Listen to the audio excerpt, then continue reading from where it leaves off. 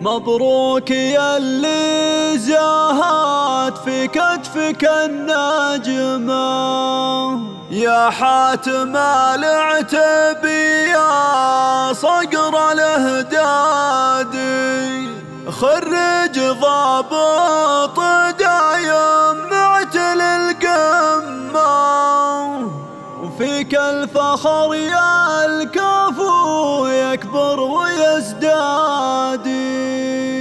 يوم التخرج ترى أفراحنا جمة، ونهدي التباريك لك بالورد والكادي.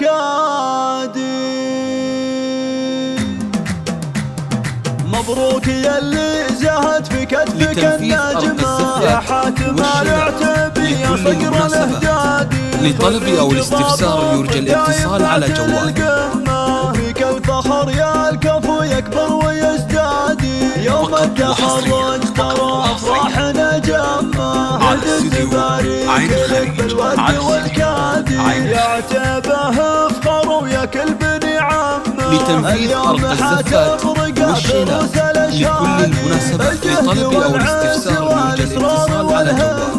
حقق حلمه وطاله بفعل الايادي، ضابط وجبار بهالرتبة وزهت اسمه، في كليات الملك فهد وضع بصمه، وتشهد بطولاته دوم بكل ميعادي. درع لتنفيذ أرض الزفات والشيلات لكل المناسبات بكل وقت ومهمة، بالمرجله له فعول كبار وامجادي. لطلب أو الاستفسار يرجى الاتصال على جوال.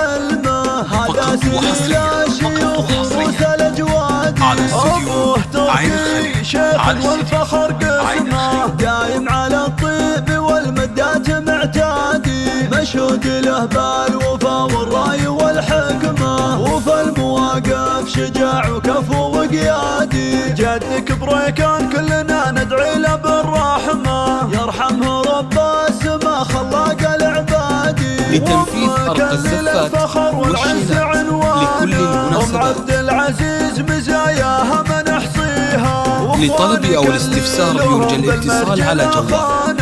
عضيدك ويا سعد منهم حزام الله، خوالك اللي رقوا بالعز للقمة، الطيب والجود فيهم ورث الاجداد، عمامك رجال كل صامل بعزمه، كل الصعايب لهم تلين وتنقادي، واعتبى صيتهم تشهد له الامه، فالكايد اهل المعادي سمى لك بادي، الكايد اهل المعادي سمى لك بادي.